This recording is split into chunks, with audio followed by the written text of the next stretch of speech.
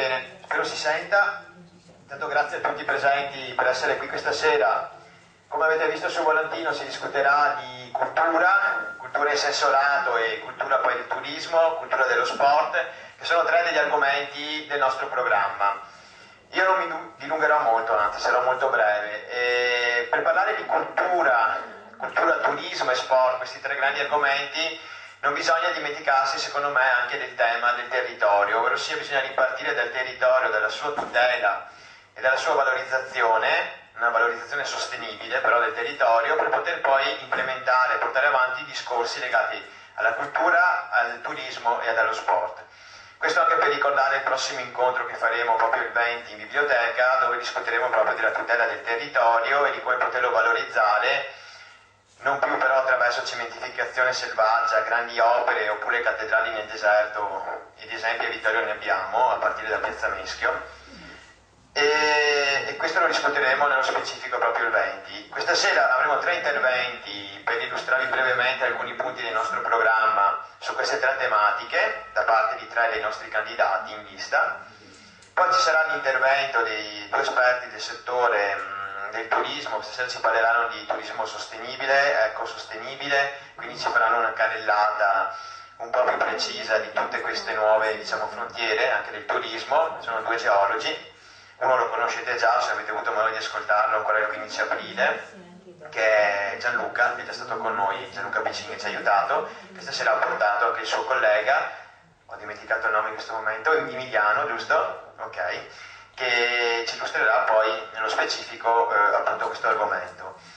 Dopo il loro intervento ci sarà, come riportato anche nel programma della serata, l'intervento di Giorgio Castagnera, produttore esecutivo della Barley Arts, che illustrerà questo progetto che insieme a lui, insieme al nostro gruppo, stiamo cercando di portare avanti, legato al centenario della Grande Guerra, quindi un progetto per iniziare una serie di iniziative a partire dal 2015 per coinvolgere cittadinanza, commercianti, artigiani, tutte le realtà sul territorio in una serie di eventi culturali, turistici, ma che però comprenderanno anche il discorso didattico della scuola, quindi far partecipare studenti e famiglie in un discorso più ampio per arrivare poi anche ad un evento di una certa portata nel 2018. Ecco, questi sono gli argomenti della serata e io mi fermo qua, passerei la parola al primo intervento della serata. C'era la candidata Cristina Mantesso che ci parlerà della cultura in senso lato, e ci spiegherà un attimo alcuni punti del programma e alcuni approfondimenti in merito. Grazie. Buonasera a tutti e grazie di essere venuti. Allora, il gruppo Partecipare Vittorio ha sempre avuto, come tutti sanno, un'attenzione particolare per le tematiche riguardanti il territorio e la conservazione dell'ambiente che ci circonda. Un altro fattore che noi riteniamo essere fondamentale e che possa fungere da reale punto di svolta per quanto riguarda Vittorio Veneto è a nostro avviso la cultura. In questo caso non intendiamo la cultura in senso stretto, ma ci riferiamo ad aspetti della vita dei cittadini che toccano vari ambiti.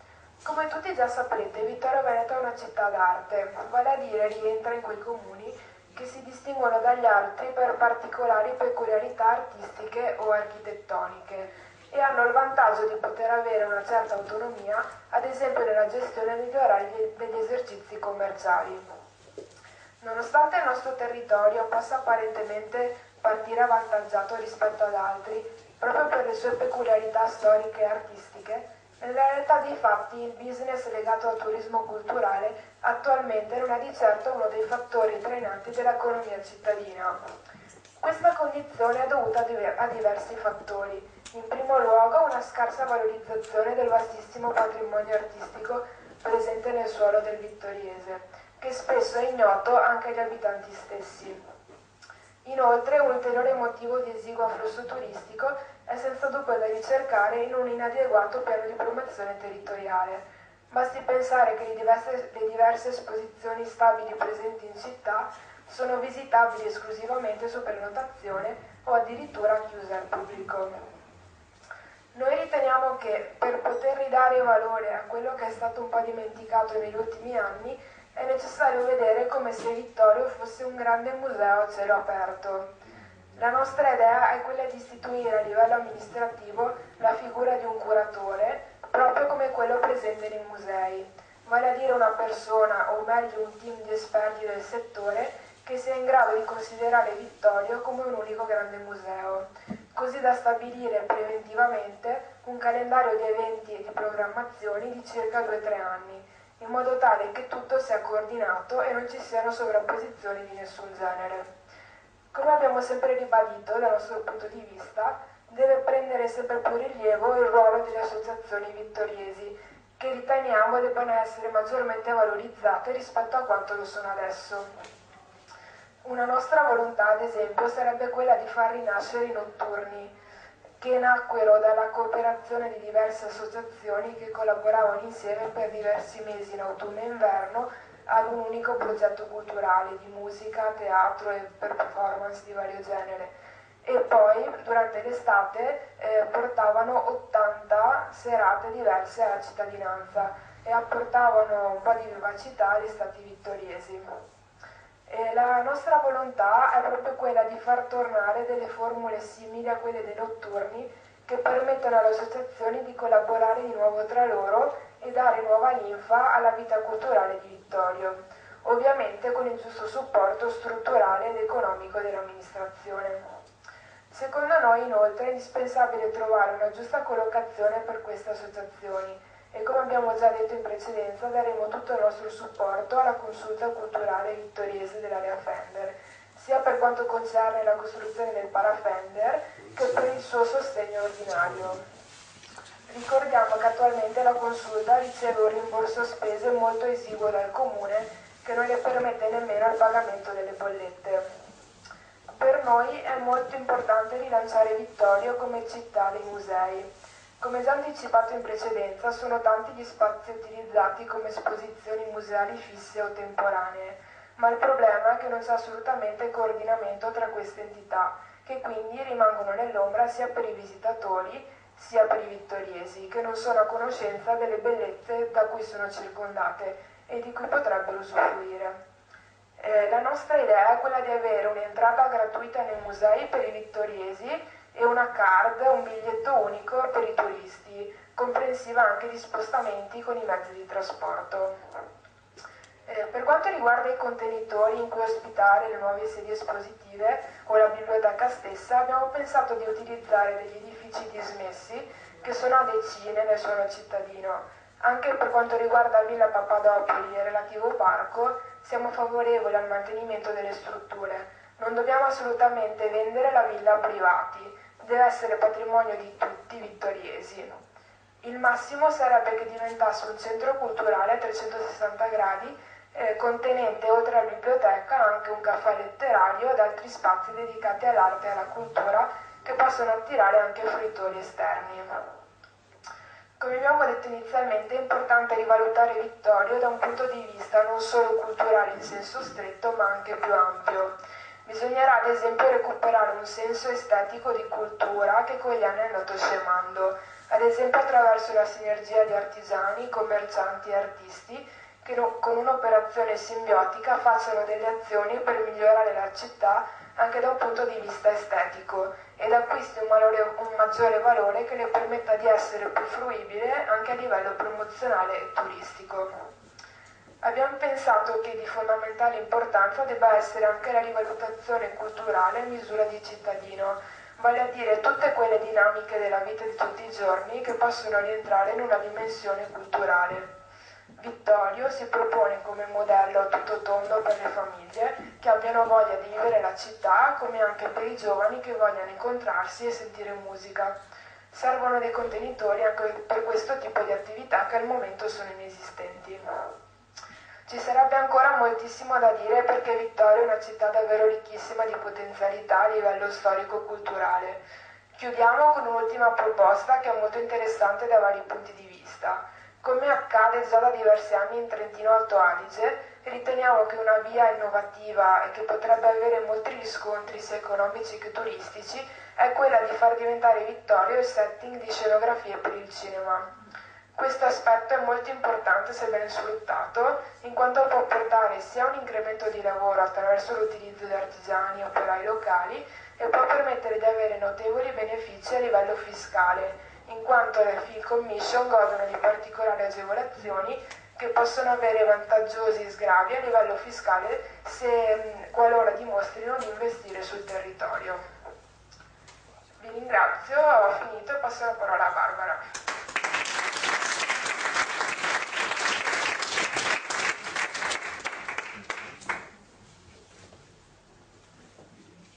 Buonasera a tutti, io mi occupo da ormai quasi 17 anni di turismo in tutto quanto il Veneto, oltre che a livello nazionale e internazionale quando accompagnavo gruppi. Sono sempre stata dell'idea che Vittorio di per sé è una città che è ricchissima dal punto di vista culturale e patrimonio storico, che ha già anticipato ampiamente Cristina, però mai sfruttato a pieno, o meglio, la città di Vittorio ha perso tantissime occasioni in questi anni che potevano essere già 20 anni fa un veicolo trainante per tutta quanta l'economia del vittoriese e non solo. Adesso purtroppo quel che resta dobbiamo recuperarlo in qualche maniera, quindi il nostro gruppo si sta attivando già da un anno, io da poco che sono entrata in partecipare a Vittorio, comunque i ragazzi già da un anno si stanno attivando sul territorio per poter portare promozione, innovazione, qualcosa di nuovo, per dare una spinta in più a tutto quello che è l'attività sia economica, turistica che storica. Il far turismo non è così semplice come si possa pensare, cioè non è che uno si inventa, ok, domani mattina apro un hotel o comunque mi invento delle escursioni da poter fare o comunque pigliare gente che sia italiano, che sia straniera da poter portare e far visitare la città. Esistono degli organi preposti, dalle IAT, alle Proloco, alle agenzie di viaggio, agli tour operator che fanno sia outgoing che incoming, quindi portano gli italiani all'estero e gli stranieri, diciamo, in Italia, con i quali bisogna creare una rete, perché sono gli unici che adesso come adesso possono darci tutto l'apporto che abbiamo bisogno per far rinascere Vittorio. Nel nostro piccolo il punto fondamentale come amministrazione è quello di creare un organo che sia in grado di far da supervisore a tutte queste entità, diciamo, esterne. Uno, perché lo IAT è provinciale, quindi bisogna seguire i canoni della provincia. Due, perché la Proloco è senza soldi, quindi prendono già loro i fondi dall'ente che segue tutte quante le Proloco, però come al solito sono sempre a corto di tutto e senza i soldini si sa bene che non è che si possa fare più di tanto.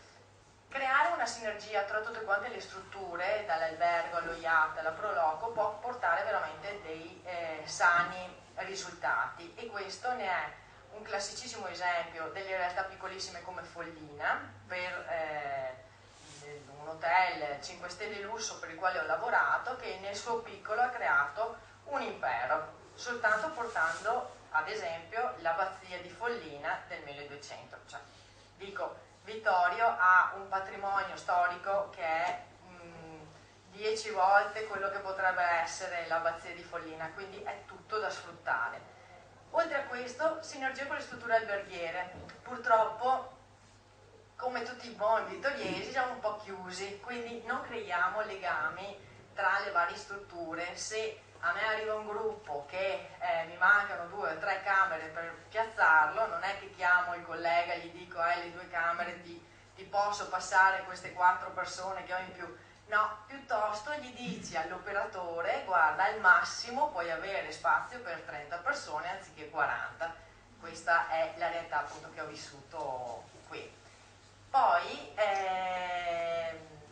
il sito web del comune al momento c'è Visitando all'interno, che è stato creato come progetto negli anni per dare più sviluppo, più visibilità a tutto quello che poteva offrire Vittorio, ma non è mai stato portato avanti, non è mai stato sviluppato come altre regioni, se non paesi, anche più piccoli di Vittorio Veneto, che hanno un monito all'interno del loro web che veramente fa tanto di cappello per quello che sono riusciti a costruire, per quello che sono riusciti ad organizzarsi attorno.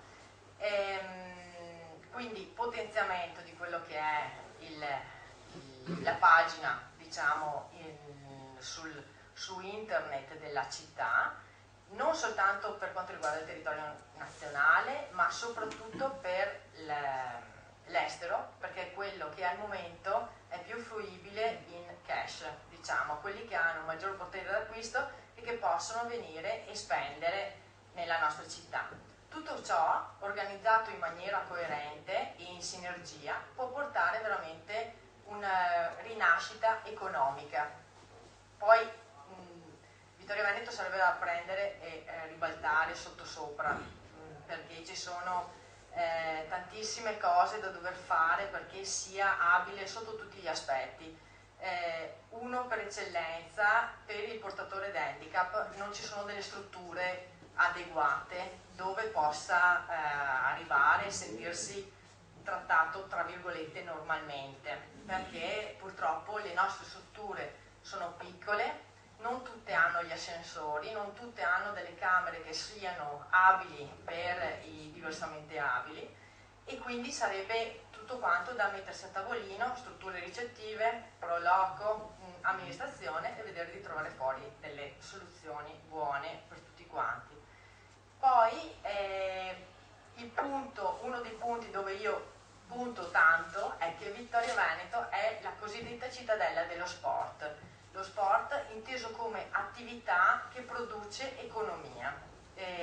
Abbiamo delle strutture sportive che adesso parlavo appunto con gli addetti ai lavori, che sono abbastanza sul devastato, però da prendere per mano e creare un polo di attrattiva non solo nazionale ma internazionale, dove creare tutta una serie di competizioni agonistiche e non, che possono portare parecchia gente. Vi faccio un semplice esempio: Treviso con la Gran Fondo Pinarello oppure Feltre con la Gran Fondo Sportful portano dalle 3.500 alle 5.000 persone, che in quell'occasione, non soltanto italiani ma anche stranieri, che in quell'occasione si fermano come minimo 3 giorni. Questo vuol dire che l'attività non solo del comune ma anche dei comuni limitrofi aumenta la ricettività, lavorano di più i ristoranti, i bar e tutte quante le attività enogastronomiche che sono agganciate a questo. Quindi io termino, nel senso, questo è il progetto che noi comunque tenteremo, e sono sicura, perché comunque il gruppo è molto affiatato e molto forte sotto questo punto di vista, porterà avanti con l'organizzazione appunto di eventi, cercherà come amministrazione, sperando bene, che come amministrazione appunto di avere un punto forte dove poter lavorare, con la creazione appunto anche di eventi, come ripeto, a livello internazionale, che siano forti, da farci portare gente nuova e da poter sviluppare di più quello che è l'aspetto storico-culturale della nostra città. Adesso passo la parola all'esperto di sport, Donato.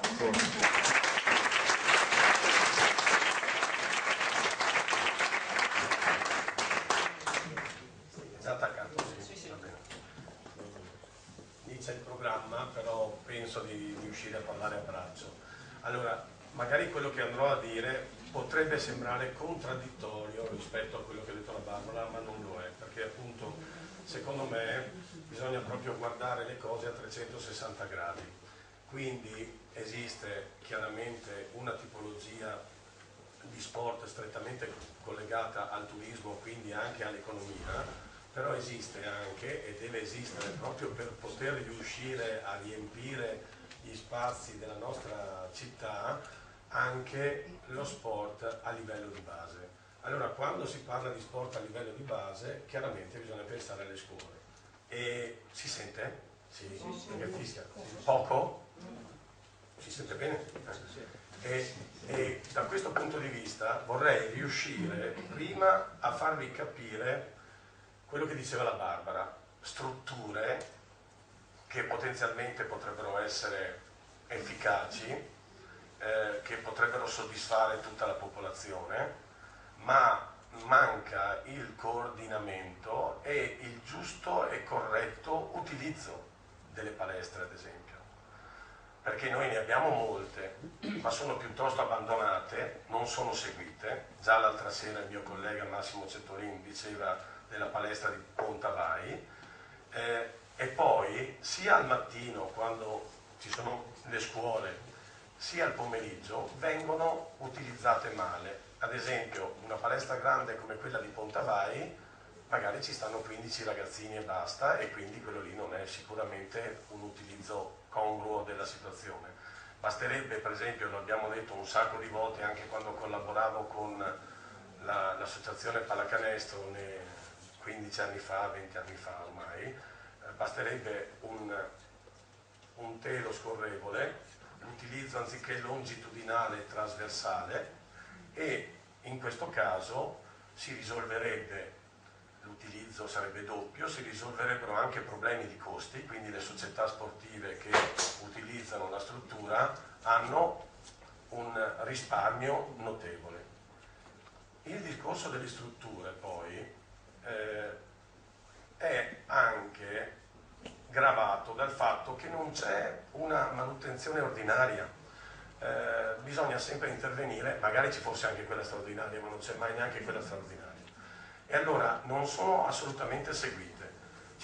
Quando noi nel programma parliamo di strutture mobili, vuol dire esistono sul mercato, vengono costruite per esempio delle strutture dove io posso avere a lato una rete da pallavolo, e quindi non i soliti pali che si devono assolutamente imbucare dentro la pavimentazione. Cioè sono semplici accorgimenti, ma ce ne sono centinaia di questi accorgimenti per riuscire a risolvere le cose.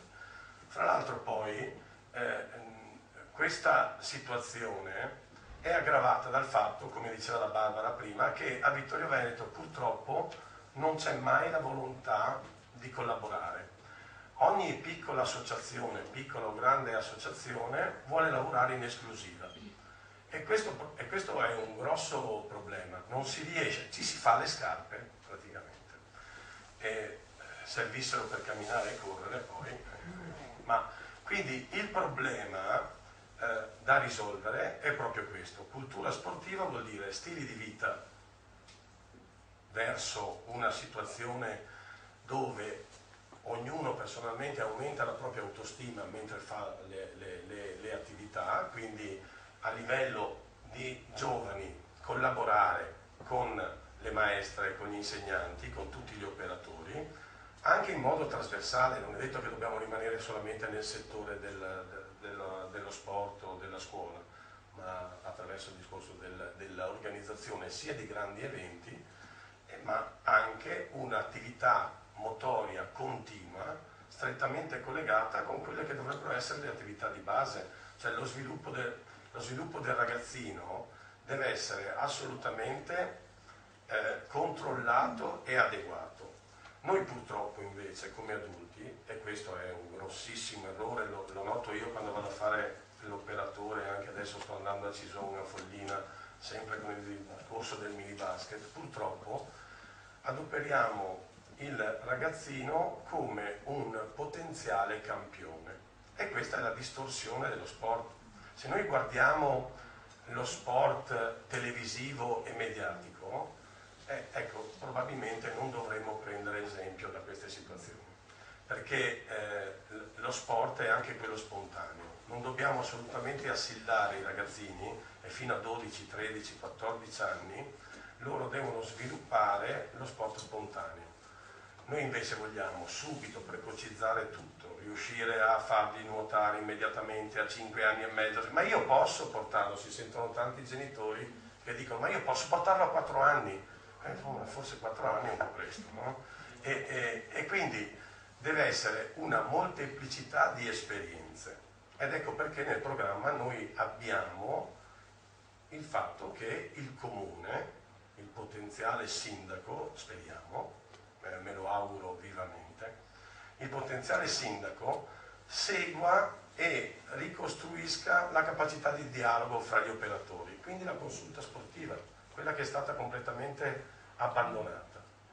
Ma fare sport non significa farlo solo al chiuso, fare sport significa farlo all'aperto. Come diceva la Barbara, abbiamo un ambiente meraviglioso. Probabilmente noi non ce ne rendiamo conto perché di solito non si conosce la situazione dove si vive. I posti che sono a 10-15 km normalmente si conoscono, sì, esistono, ma tutte le volte magari non li conosciamo approfonditamente.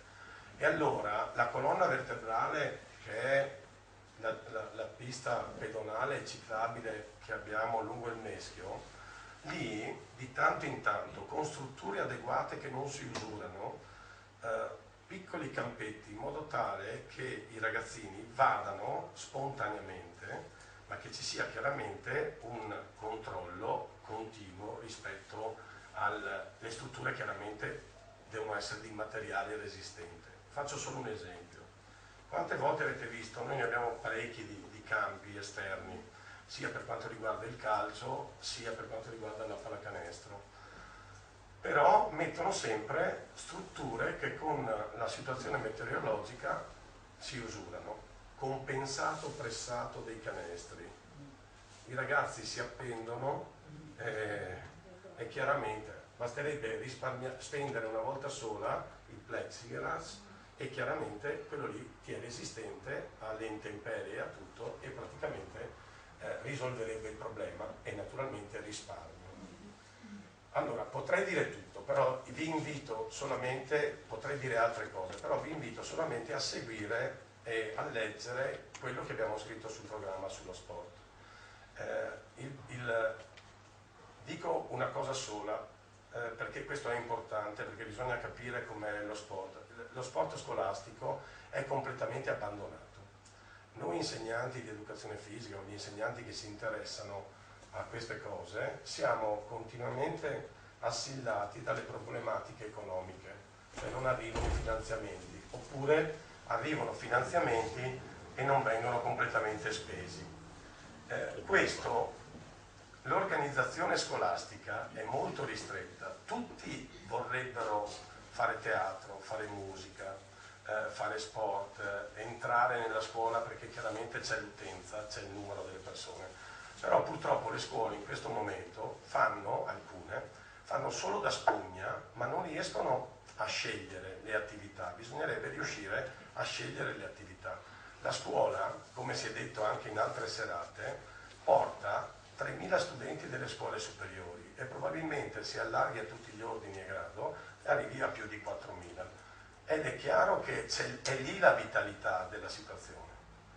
Purtroppo non sono molto, e chiudo dicendo questo, non sono molto convinto che di questi argomenti si possano interessare le federazioni sportive, perché il CONI ha perso l'orientamento, completamente perso l'orientamento. Quando nel 1969, oddio, quanto tempo fa, sono nati i Giochi della Gioventù, i Giochi della Gioventù hanno dato una spinta incredibile, di massa, tutti partecipavano, tutti volevano fare le gare, tutti volevano praticamente cimentarsi.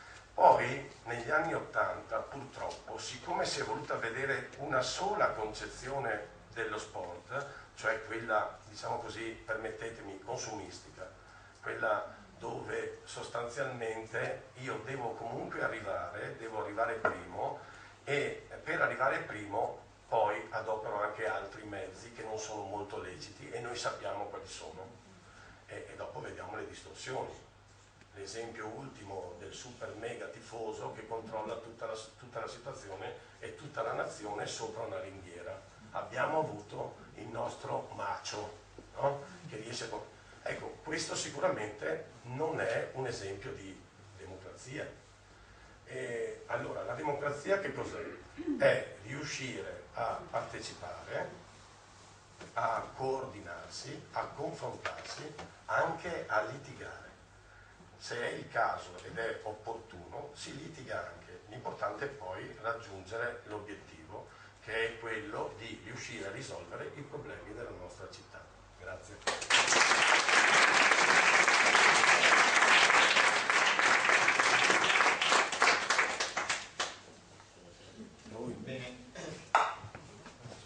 Bene, grazie a tutti e tre gli interventi, molto precisi e anche concreti, con alcuni esempi pratici possiamo dire, quindi molto sul territorio. E io passerei, come detto all'inizio, la parola ai nostri ospiti della serata, quindi ai due geologi di Dolomiti Project. Loro sono soci di questa società che si occupa appunto di progetti nel campo del turismo sostenibile. Loro poi magari ci spiegheranno un attimino meglio di cosa si occupano nello specifico, quindi passerei subito la parola a loro, che poi si presentano meglio, e faccio partire la presentazione un attimo, adesso che riparte il computer, speriamo.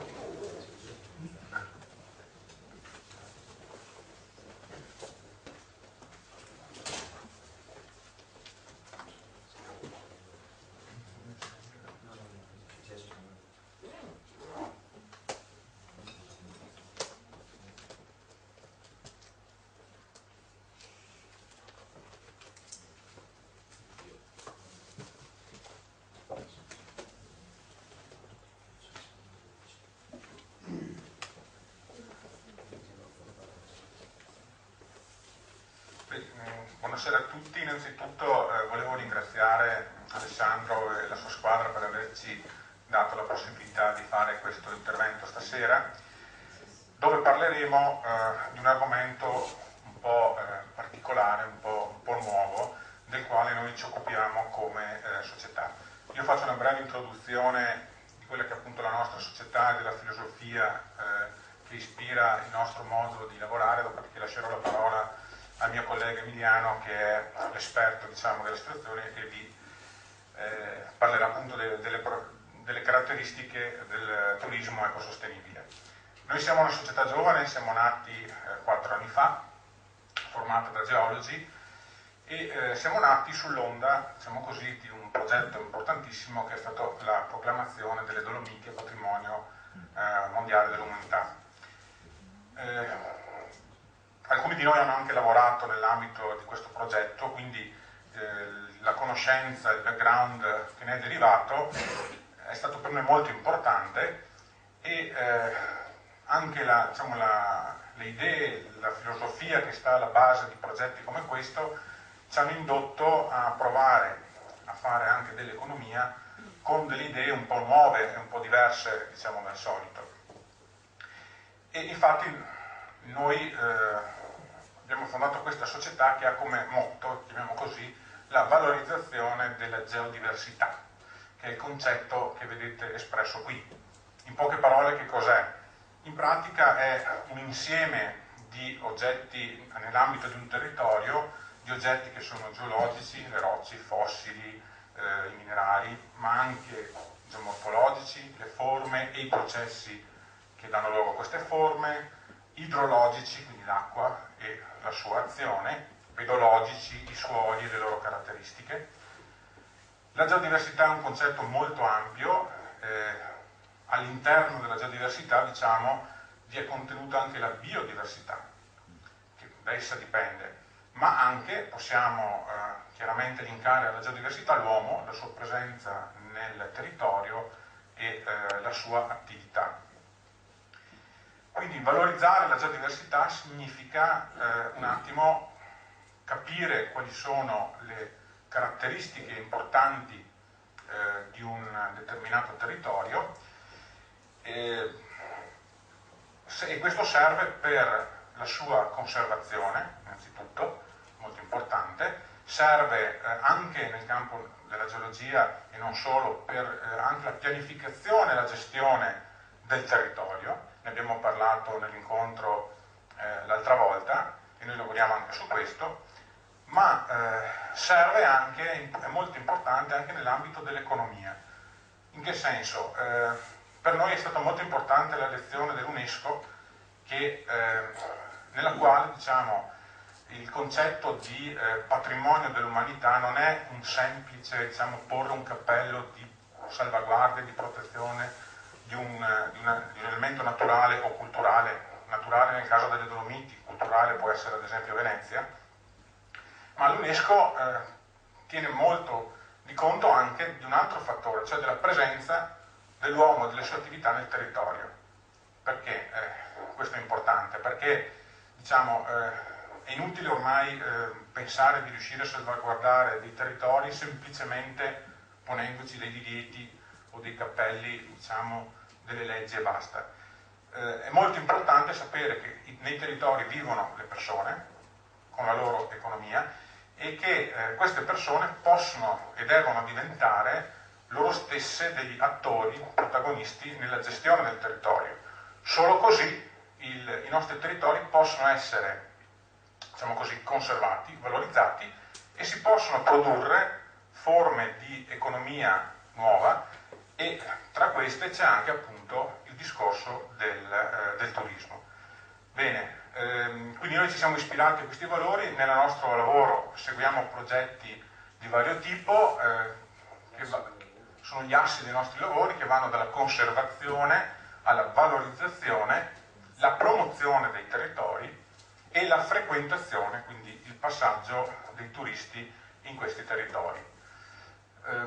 Vabbè, qui ci sono, vedete, alcune definizioni, comunque io direi andiamo avanti un po' veloci, anzi io darei direttamente la parola a Emiliano che entrerà nel vivo, diciamo, di questi aspetti. Grazie. Grazie a tutti voi, siete numerosi ed è una cosa bella poter parlare un po' del nostro territorio, un po' della nostra esperienza, anche un po' fuori dai nostri confini, è importante ed è sicuramente positivo poi trovare orecchie che ascoltano. C'è anche l'entusiasmo di questa tornata elettorale che mi sembra che vi abbia portato comunque belli compatti dietro a una ricerca di risposte fondamentalmente. Ecco. Nessuno ha la ricetta, cioè quando Gianluca dice esperto a me viene la pelle d'oca, nel senso che non c'è un esperto, c'è da mettere insieme probabilmente appunto più teste e interpretare il proprio territorio con la volontà di partire da un'identità forte di questa popolazione e di questo territorio. Allora cosa succede? Che dal momento in cui succede questo è una partecipazione attiva che determina le idee, che determina le azioni, quindi non è che c'è l'esperto. Soprattutto nell'ambito delle cose che cercheremo di centrare stasera, calato dall'alto una soluzione diciamo così turistica, perché si sa che può essere in qualche modo ben strutturata altrove, che da altre parti ha funzionato, e cercare di farla, diciamo così, imitarla direttamente, totalmente in un altro territorio, non è detto che sia per forza di cose un successo, anzi spesso non succede così.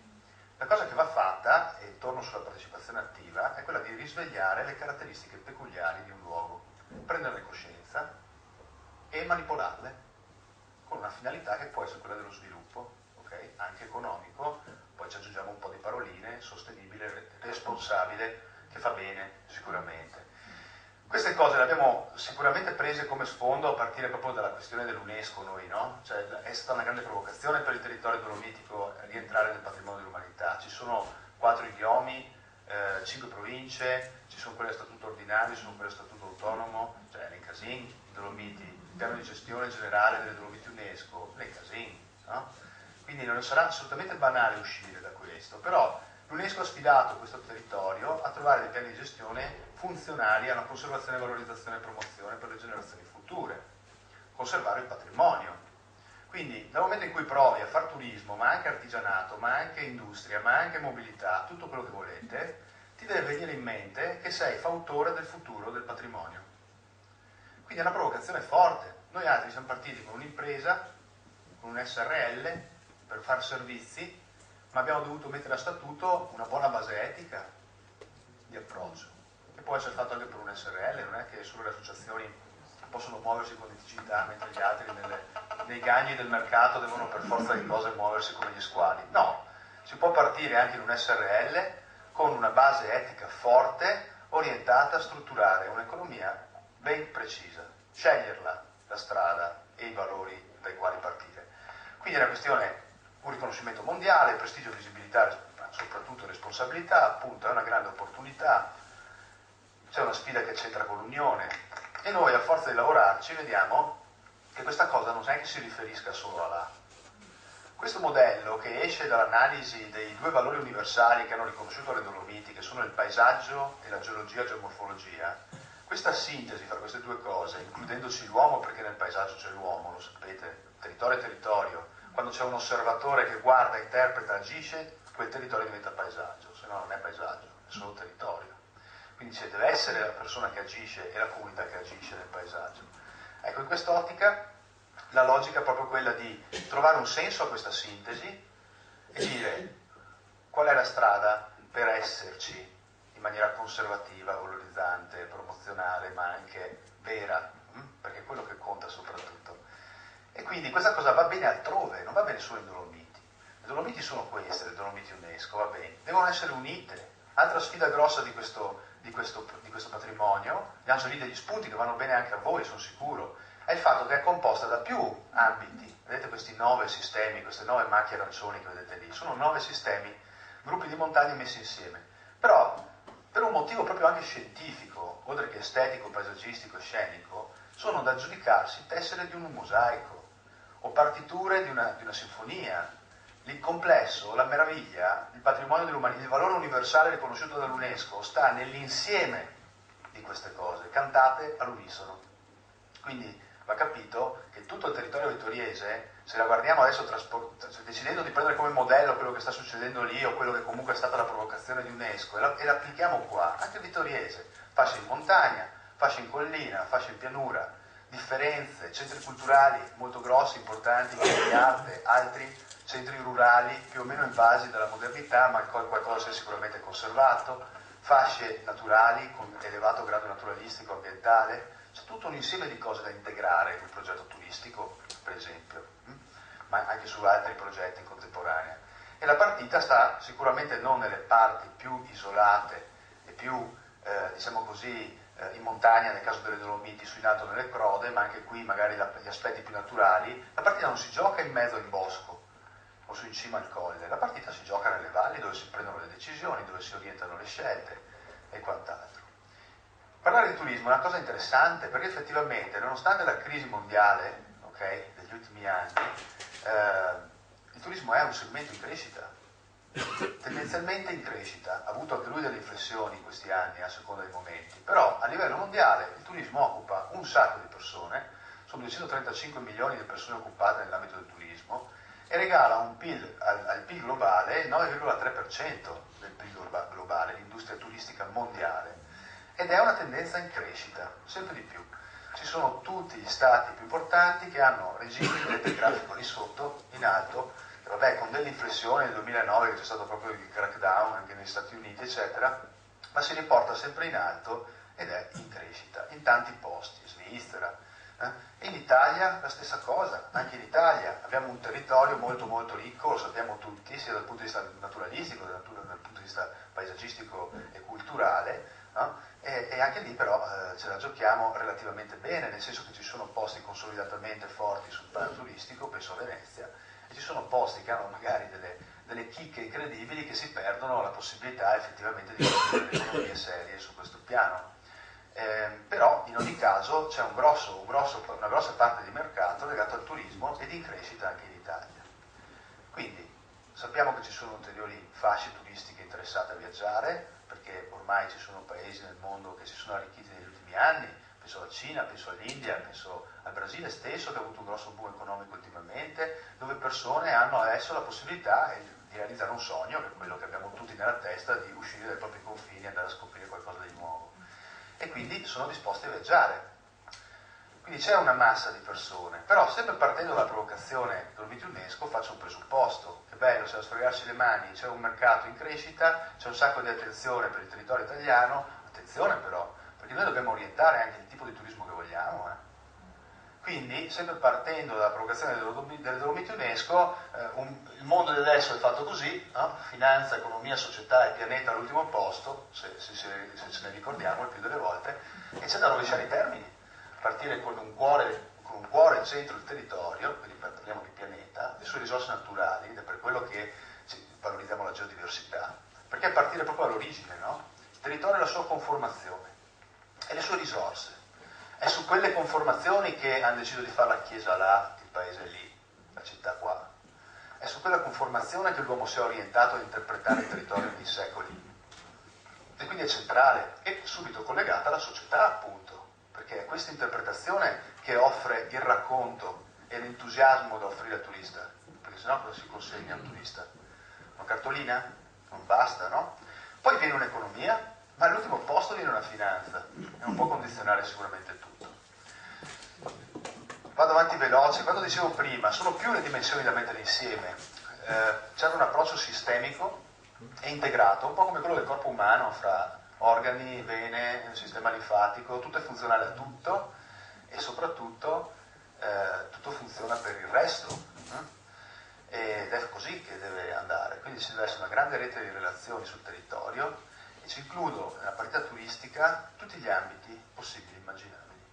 Cioè ci può rivoluzionare la visione sul turismo includendoci l'importanza dell'artigianato per il turismo, l'importanza dell'industria per il turismo, l'importanza dell'educazione per il turismo, l'importanza dello sport per il turismo, l'importanza per tutto quello che uno ha sul territorio.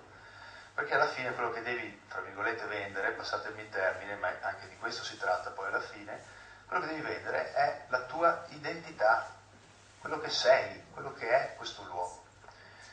Quindi vedete, tutto insieme, anche la gestione delle risorse va nella direzione di un buon turismo. Non si possono gestire male le risorse, penso all'acqua, penso a altre cose, e poi avere un buon turismo. Le attività silvo-agropastorali che comunque vanno nella direzione di un certo turismo, che è la direzione del turismo ecosostenibile, e hanno senso anche sul piano della conservazione del paesaggio, quindi vanno fatte politiche turistiche anche dentro questo settore. I trasporti, uguale, politiche turistiche per i trasporti. Un po' una persona, cosa che succede per esempio in Dolomiti, il problema dei trasporti è enorme. Sul piano del passaggio da una provincia all'altra c'è il delirio, c'è la situazione estremamente funzionale della provincia di Bolzano, appena di qua del confine della provincia di Belluno non hai più gli autobus. Se uno vuole girare più montagne in un giorno, cosa che fanno i turisti soprattutto del nord Europa e quant'altro, uno diventa matto a trovare una soluzione sul piano dei trasferimenti con i mezzi pubblici. Politiche energetiche c'entrano pieno, le attività artigianali e altre tutte le attività socio-economiche. Come dicevo prima, dobbiamo orientare noi che tipo di turista vogliamo, non ci può essere nessun altro soggetto che decide questo, bisogna decidere cosa si vuole. Perché spesso effettivamente è vero questo parallelismo che il turista può essere un terrorista per i luoghi e le culture dei popoli. Queste vignette così banali riassumono un po' il tema, cioè spesso il turista distrugge quello che cerca, capita questa cosa. Quindi è anche chiaro che noi, se vogliamo incrementare il turismo, non possiamo cadere nell'errore di lasciare comunque devastare per il turismo o in nome del turismo il territorio e la nostra realtà. Faccio degli esempi, guardate velocemente. Il turismo a tutti i costi in Arabia Saudita ha visto nascere queste isole artificiali, fatte con la sabbia del deserto, trasportata per centinaia di migliaia di chilometri con i camion, arrivati lì e ricostruita una costa, togliendone il suo assetto naturale. Quella costa aveva sicuramente un certo carattere naturalistico, devastato in funzione della costruzione di questa roba. Ok? Questo è un turismo a tutti i costi. Probabilmente tira, fa numero, fa economia, ma ci interessa? Se dobbiamo pensare di veramente devastare il nostro territorio in funzione di questo richiamo? No, non ci interessa. Faccio un altro esempio estremo, penso alla Thailandia, turismo sessuale, ok? Quel turismo lì sicuramente ha fatto un'economia, parlo in maniera molto cinica, sicuramente alcune famiglie della ruralità del nord della Thailandia si sono trovate in qualche modo sostenute dalla prostituzione delle loro figlie, però la cosa che succede è che si devasta totalmente l'identità comunitaria di un popolo intero, è una tragedia una roba del genere, per una comunità, per una cultura. Quindi è chiaro che anche in questo caso, no, questo tipo di turismo a tutti i costi che porta tanti soldi non ci interessa, ma sto facendo degli estremi chiaramente, ma dico, è proprio per sottolineare che si può decidere, no, cosa si vuole. È chiaro che tira un acquafan sulla muraglia cinese, però la muraglia cinese ci andrei anch'io probabilmente a farmi 2000 chilometri di scivolata nell'acqua, no? Però sempre lì, la muraglia cinese è questo? È questa la sua identità? No, non dobbiamo fare confusione, perché siamo già sufficientemente alienati. Non serve farne ancora. Cosa che succede per esempio anche in Dolomiti, siccome il turista cerca una certa dimensione della naturalità, e spesso i nostri turisti vengono dalle grandi città, dalle grandi metropoli, la loro dimensione della percezione naturale è uno svago, una pausa, in un luogo che deve essere in qualche modo subito artificializzato, portato vicino all'esperienza cittadina. Quindi ci si porta la casa spesso dietro. Io sono stato in spiagge dove arrivando qualcuno di colpo sono comparse reti, ma anche sgabelli, ma anche la televisione in spiaggia, ma anche un gabbiotto che chiude, sei in un posto meraviglioso in Sardegna e dici ma perché devo ricostruirmi la casa appresso, come se, no, una questione di sicurezza probabilmente, no? E la cosa succede, Anche da noi, sotto le torri del Violet, sul Catinaccio, siamo in condizioni dove un sacco di cose sono ipoteticamente richieste e volute dal turista, e quindi gliele diamo subito, gliele diamo e andiamo a perdere la dimensione identitaria del nostro paesaggio. Andiamo a perdere la possibilità di educare la persona a trovare il senso di sedersi sull'erba di un prato, che non è un'esperienza da poco per uno che ha sempre vissuto a New York, viversi la dimensione dell'erba dolomitica, che è meravigliosa, ok? Certo è che comunque, no, se non sei tu che glielo dici, che glielo insegni, se tu pensi che lui abbia delle necessità e cerchi solo di soddisfarlo, non succede nulla, né il processo turistico diventa educativo, né il turismo lascia qualcosa al territorio. Questa è una dimensione di deformazione che è avvenuta negli anni del nostro paesaggio, del nostro territorio. È venuta meno l'identità, che è questa base su cui poggia l'immagine. Un tempo il turismo era poco incisivo, quindi poco si deformava il paesaggio. A forza di perdere l'identità comunitaria nei nostri territori, in montagna, ma penso che sia lo stesso anche qui, perdere l'identità e aumentare comunque la dimensione turistica in certe aree, la pressione turistica in certe aree ha portato a una deformazione del paesaggio. Questa è la situazione dove ci troviamo adesso. Si può andare qui o si può tornare indietro facendo del turismo un processo sociale, facendo del turismo un processo che vuole costruire identità di un territorio in maniera unitaria, con le differenze valorizzate. E quindi allargare questa base e poi distribuire il turismo, perché non vogliamo rinunciare alla grandezza di questa sfera. Questa dimensione ci interessa perché sono soldi, le vogliamo, siamo in crisi, c'è bisogno di riprendersi, c'è bisogno di vivere, quindi vogliamo i soldi. E come vogliamo fare però per averli? Distribuire. Una circonferenza pesa in un punto solo e quindi deforma di più. Un'ellisse si appoggia in senso più ampio e quindi alla fine deforma meno, proprio perché è stata distribuita questa forma. Cosa vuol dire distribuire? Nelle stagioni, quindi non pensare di lavorare solo i 15 giorni d'estate e i 15 giorni intorno a Natale, ma voler lavorare tutto l'anno con anche la primavera e le altre realtà, l'autunno, ok? E l'altra dimensione della distribuzione è sul territorio, a spaglio, con esperienze diverse, pacchetti diversi, ben pensati, per quello che vuole stare sulla ruralità, per quello che vuole stare in natura, per quello che vuole stare direttamente in città, a godersi gli aspetti naturali, culturali, scusate. Quindi differenziare, distribuire in maniera assolutamente ben pensata. Questo determina automaticamente un passo in avanti verso il turismo sostenibile. Quando un turismo è sostenibile, o in generale uno sviluppo è sostenibile, vuol dire che ambiente, società ed economia hanno dialogato. E vuol dire che quando si mette insieme economia e ambiente c'è il realizzabile, quando c'è l'ambiente insieme alla società c'è il vivibile, e quando c'è la società insieme all'economia c'è l'equità, altro concetto importante della nostra modernità, che è un problema serio, il problema dell'equità, nel mondo intendo. Quindi il turismo sostenibile ha dei principi, deve proteggere le risorse ambientali, perché questo è il capitale fisso. Quindi smettere di pensare che un vincolo ci tolga delle possibilità, ma cominciare a vedere il vincolo come un'opportunità. Dove c'è è un'opportunità, perché puoi tirartela, scusatemi, passatemi il termine, per quell'eccezionalità che hai lì. Ce l'hai solo lì, non è replicabile. Questa non te la rifanno i cinesi. Quella ce l'hai tu lì, a Revine, in quel posto, in quel canneto c'è quella specie di bestia. C'è quell'insieme lì, è lì. Non c'è un altro posto dove può essere in qualche modo proposto.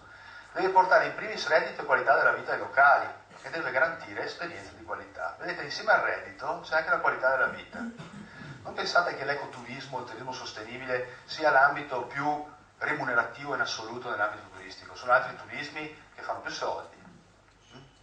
Ma questo turismo aumenta inevitabilmente, c'è un'altra economia importante, collegata. Aumenta la comunità, le relazioni all'interno della comunità, aumenta la qualità della vita di un territorio. Dove funziona ci sono dei risvolti positivi sulla comunità, quindi anche lì diventa economia. Deve garantire esperienze di qualità, si devono essere sicuramente coerenti, quindi se gli ecoturisti cercano la natura, noi dobbiamo fargli trovare la natura.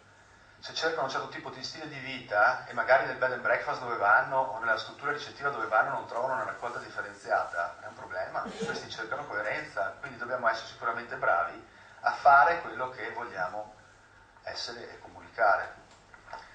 turismo sostenibile ha degli effetti, lo sviluppo delle economie locali, di solito frena lo spopolamento, viene anche, diciamo così, orientato spesso a piccoli centri, dove lo spopolamento è un problema serio.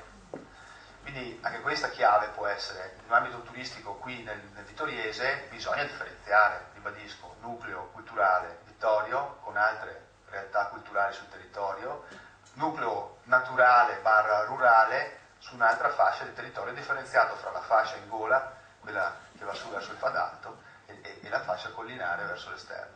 Però in ogni caso ci saranno sicuramente ambiti dove il problema dello spopolamento è sentito. E questo può essere orientato a un'azione specifica di quello che è il vostro progetto turistico a un ambito di questo tipo o a più ambiti di questo tipo, come anche altre forme di questo turismo, altre sfumature di questo turismo possono essere applicate in altri luoghi. I viaggiatori, l'ecoturismo, come definizione, è un modo di viaggiare responsabile il cui turista visita e soggiorna in un paese straniero conservando e rispettando l'ambiente naturale e la cultura del luogo. Gli interessa proprio incontrare la comunità a questa gente, capirne le sfumature, sostenendo e contribuendo alla crescita economica e al benessere della popolazione locale. Andiamo via più veloci perché vedo che ho poco tempo. Vi faccio vedere che il turismo natura, quindi siamo passati da un turismo generale a un ecoturismo, turismo natura e ecoturismo possono essere in qualche modo messi insieme. Questi sono i risultati dell'ultimo rapporto Ecotour, che lo fanno tutti gli anni, ogni 2 anni, adesso non ricordo. Nel 2012, vedete, c'è comunque dal 2006 al 2012 una crescita del fatturato in miliardi di euro relativi al segmento del turismo natura. Chi fa turismo natura? Di solito rientrano in questa fascia di età, sono persone fra i 31 e i 60 anni, con elevata condizione di scolarizzazione, con buoni stipendi, che non hanno sicuramente la prerogativa di non spendere i loro soldi. Quando viaggiano vogliono fare esperienze coerenti, ma sono disposti a spendere per avere dei servizi coerenti. Quindi sono interessanti, perché con pochi numeri, con meno numeri, si possono fare dei ricavi interessanti. La capacità di spesa, come vedete, è media, no? Comunque si ritrovano, non hanno il problema dei prezzi modici, vedete? Cosa vogliono? Vivere a contatto con la natura in primis, ma vogliono anche praticare sport e attività all'aria aperta, collegare il territorio al movimento, è una cosa fondamentale, perché lo esperisci direttamente col tuo corpo al territorio se fai le tue fatiche a salire e scendere. Uno potrebbe fare il ragionamento su dove è stato, facendosi l'analisi dei muscoli che gli fanno male il giorno dopo, no? Questa è una dimensione anche di immersione vera col territorio, no? Possibilità di abbinare vacanze e cultura, gli interessa, certo, frequentare luoghi poco affollati, quindi offrire spazi diversi, anche certe aree della città che sono particolarmente quiete, mi viene da dire, ragionando in questi termini. Ragionare nella zona, non per forza che deve diventare piena di gente un'area, ma un'area nel silenzio, con il suo abbandono, può risultare particolarmente attrattiva per chi fa un certo tipo di esperienza e la cerca. Quindi proprio non rinunciare a nulla di quello che si ha, neanche i punti normalmente giudicati deboli. Vogliono praticare un desiderio di libertà, è impagabile questa cosa. Nelle grandi città, nelle grandi metropoli ormai non fai quasi niente liberamente, mollare dalla mano il proprio bambino in una strada, non lo fai. In questi territori, in queste parti del nostro territorio, si può ancora lasciare liberi di giocare i bambini sul posto. E questo ha un grande valore da mettere in evidenza. Cosa cercano di fare? Appunto, prevalentemente gli piacciono le attività sportive, la riscoperta delle tradizioni, gli piace mangiare bene, mangiare i sapori dei luoghi, sempre l'immersione nel paesaggio in maniera profonda, quindi tutta una serie di attenzioni ai propri prodotti, la valorizzazione di questi, la riscoperta di alcuni abbandonati storici. Cercano il relax, vogliono riposare, assolutamente, lo sappiamo tutti, e poi anche altro. Prevalentemente per quanto riguarda le attività sportive c'è il biking, il trekking e l'escursionismo ai primi posti. Vedete? Comunque tanto la bicicletta, sempre di più in crescita, di brutto. L'equitazione, l'uscita a fondo, qui non lo fate, l'animal watching, sì, perché no? Ci sono posti dove si possono andare a vedere gli animali. Climbing forse non ce l'avete, se non dentro, forse sì, anche qualcosina potrebbe esserci. Insomma, ci sono tante cose da coniugare in vario modo. Il Veneto, queste sono le regioni italiane più richieste, mentre la Campania, facciamo una distinzione fra gli europei, che sono gli arancioni, e oltreoceano, diciamo così, che sono i blu, ok? Come vedete Liguria, Cinque Terre tirano tantissimo, Campania, Toscana tantissimo, ma come vedete anche il Veneto non è per niente messo male. Il Veneto è all'altezza più o meno del Trentino Alto Adige per quanto riguarda gli europei, nel suo complesso, e è più alto per quanto riguarda quelli dell'Oltreoceano rispetto al Trentino Alto Adige. Okay? Quindi non siamo così potenzialmente fuori da essere in grado di captare segmenti turistici interessati ai nostri territori, proprio per niente. Non pensiamo che sia una partita persa, bisogna promuoversi bene, bisogna fare del marketing territoriale veramente raffinato e poco costoso se possibile, perché se no non si fa nulla. Cosa cercano appunto? Cosa cercano non solo? Dove vanno a finire?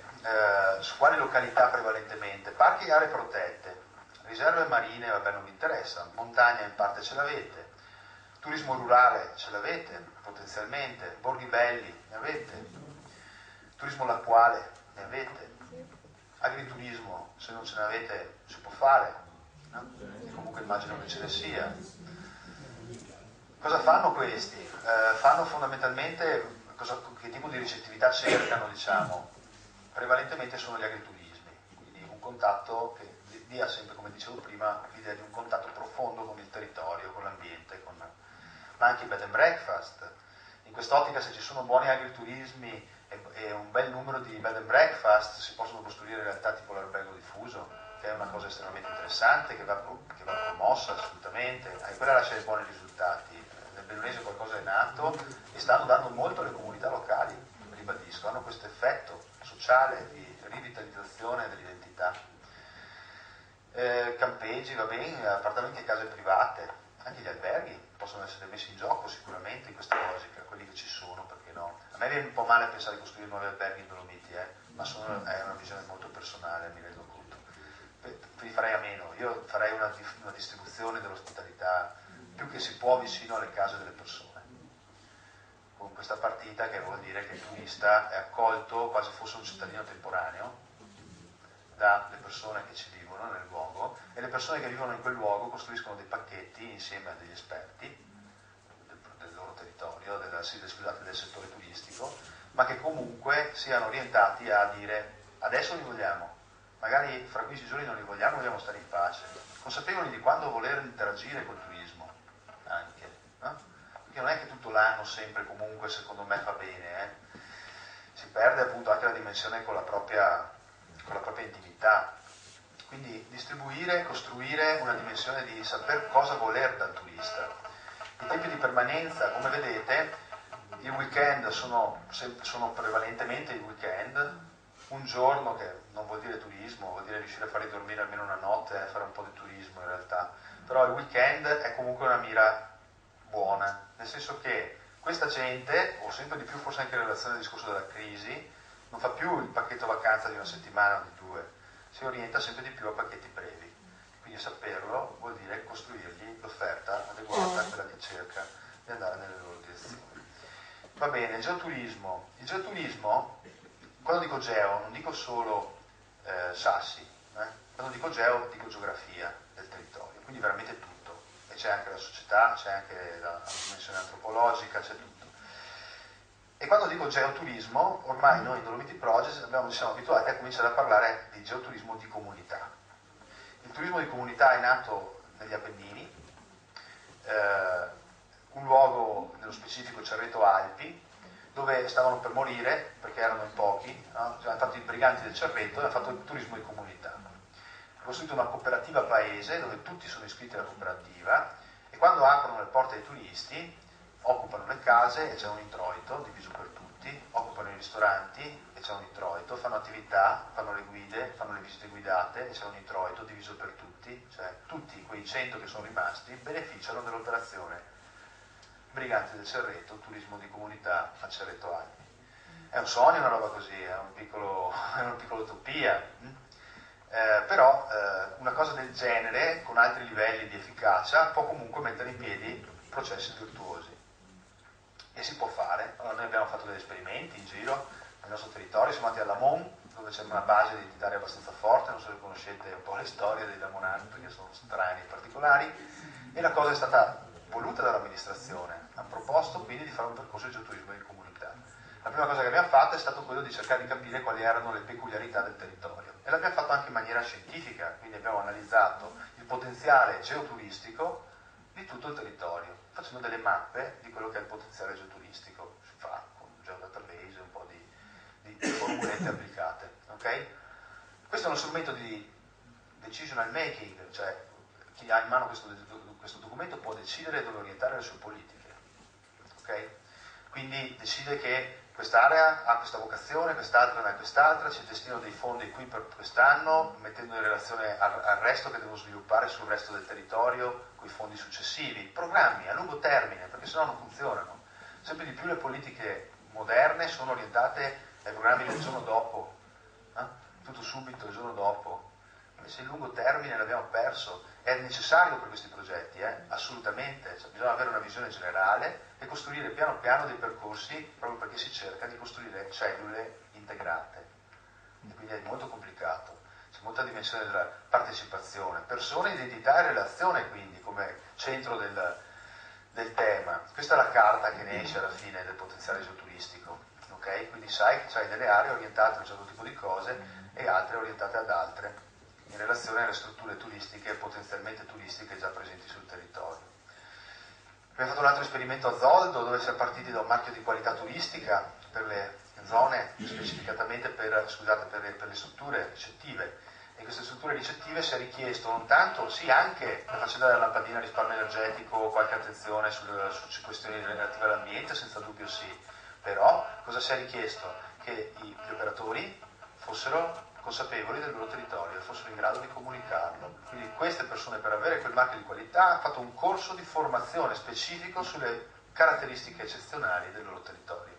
E materiali, e una biblioteca, devi avere una biblioteca dentro il posto, se no non sei dentro questo marchio. È una biblioteca con quei libri, con quelle cose che ti spiegano il territorio quantomeno.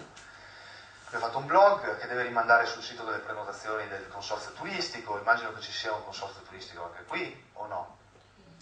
Sì, più o meno. Anche perché è il consorzio di Treviso, però è un'entità a sé stante. ma c'è anche la nuova legge adesso. Comunque se c'è un organo centrale per la gestione del turismo, per l'amministrazione del turismo, è chiaro che qualunque altra attività comunicativa o di coinvolgimento deve essere orientata a portare a questo sito internet, a questo portale specifico. Quindi dal blog alla pagina Facebook tutto è orientato a far aumentare le presenze su un sito già esistente che deve essere migliorato soprattutto attraverso la frequentazione delle persone che cerchi.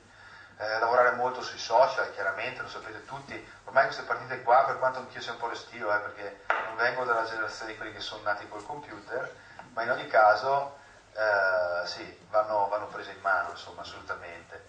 Dei bei video emozionali, noi abbiamo fatto dei video di qualità su Zoldo, forse parte anche, vediamo se è vero, dove ci siamo divertiti un sacco, non parte, non importa. E questo video era soprattutto orientato a fare emozione, a creare emozioni, quindi una frequentazione del territorio legata alla dimensione emotiva, perché noi vogliamo turisti che vengano qui proprio a emozionarsi, che si devono innamorare, e questo per qualunque territorio. E quando siamo andati a fiere con Zoldo, non siamo andati alla BIT di Milano, perché lì c'è il turismo, ma siamo andati a fiere tipo queste, Ecomondo, Terra Futura, Fai la cosa giusta, che sono fiere di nuovi stili di vita, perché secondo noi lì risiedono i potenziali turisti che ci interessano. Sempre di più ci sono i nuovi stili di vita, sempre di più se ne sente parlare, sempre di più c'è un'informazione su queste cose, e però magari l'offerta turistica è ancora rimasta indietro per queste persone, questi possibili fruitori. Vado via veloce, un po' di tecnologie servono per trasmettere le informazioni. Questo fa parte di un progetto che abbiamo fatto a ERTO, è un navigatore satellitare che permette di ricevere delle informazioni direttamente sul territorio. Tu senza bisogno di un chip o di un pannello o qualcosa del genere passi in un luogo che ha un punto georeferito e quando arrivi lì questo si attiva e ti dice cosa c'è, no? Riduce al minimo la dimensione dell'invasività paesaggistica dei pannelli ed è una cosa fattibile. Ormai le tecnologie ci vengono molto in aiuto in questo senso, quindi realtà aumentata, cellulari per ricevere gli smartphone, ormai li hanno tutti. Tra le varie cose che facciamo abbiamo anche pensato a una struttura da gestire, da co-gestire, a un ostello. Torno sul discorso che non tutte le strutture secondo me vanno bene per questo tipo di il mega albergo può rientrare in qualche modo, ma non è il soggetto che tira su questa dimensione. Su questa dimensione sono gli ostelli, dei luoghi diversi, il bed and breakfast dove c'è una dimensione di contatto. Vittorio ha un sacco di cose belle. Innanzitutto Vittorio vede proprio l'inizio della deformazione alpina partendo dalla pianura che è piatta, ok? Noi qua abbiamo l'inizio della montagna, il corrugamento della montagna, ce ne accorgiamo per come sono allineati tutti i vostri colli che sono bellissimi, ok? Ci troviamo in questa posizione qui più o meno dove appunto la placca africana va sotto la placca, cioè la placca europea scende sotto la placca africana, ma insomma qua è una partita dura da vincere, insomma entrambe convergono, qualcosa si alza, qua ci sono le Dolomiti, le fasce di pianura sono qui siamo un po' più spostati verso Vicenza, ma non importa, venendo in qua è lo stesso, e noi ci collochiamo in quest'area qui, che è un'area particolarmente interessante. Vedete dove siamo?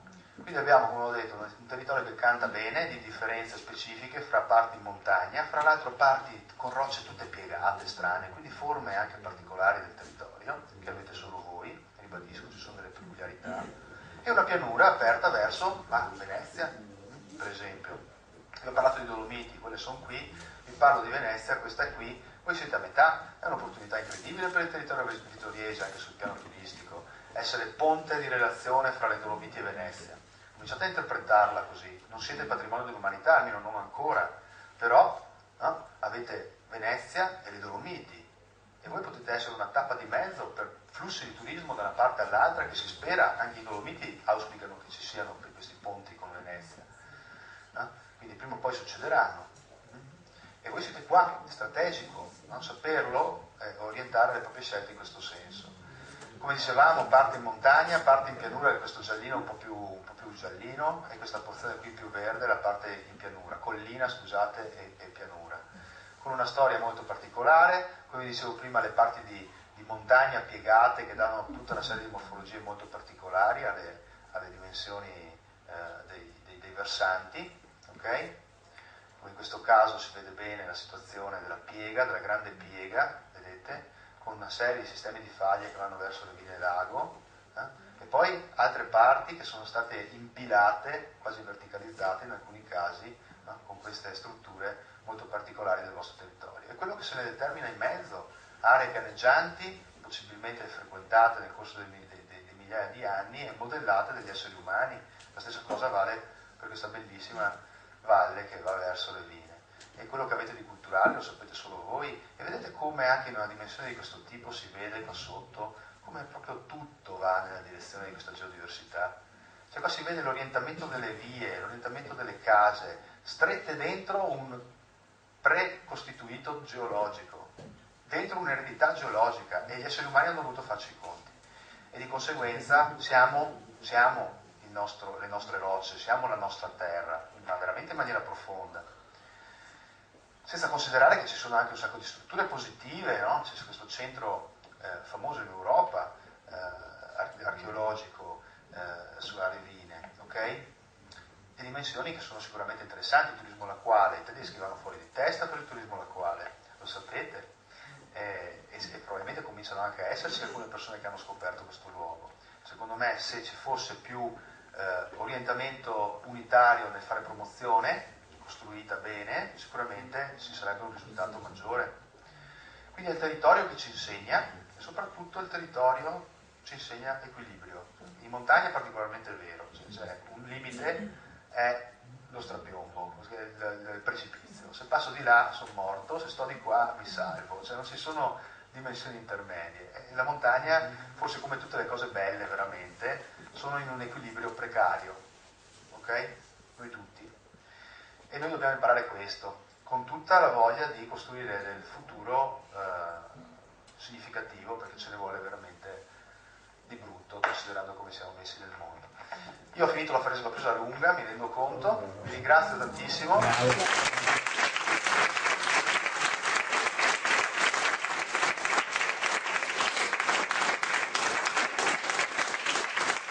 Spero che la continuità di questa vostra avventura porti frutti. Io ringrazio tantissimo, l'intervento è stato anche lungo, ma direi molto interessante, anzi ha dato tantissimi spunti, direi, da applicare anche a Vittorio, perché avete visto che Vittorio le potenzialità le ha, e qui abbiamo avuto secondo me tantissime idee concrete da poter applicare anche qui, quindi sicuramente da approfondire tutto quanto quello che hai detto. Non voglio dilungarmi oltre, domani ce ne sarebbero, lasciamo lo spazio poi per il dibattito seguente. Lascerei la parola all'ultimo intervento di Giorgio Castagnera, che come nel programma della serata ci parlerà un attimo brevemente di questa, diciamo, proposta di progetto che stiamo portando avanti insieme a lui con il nostro gruppo di liste.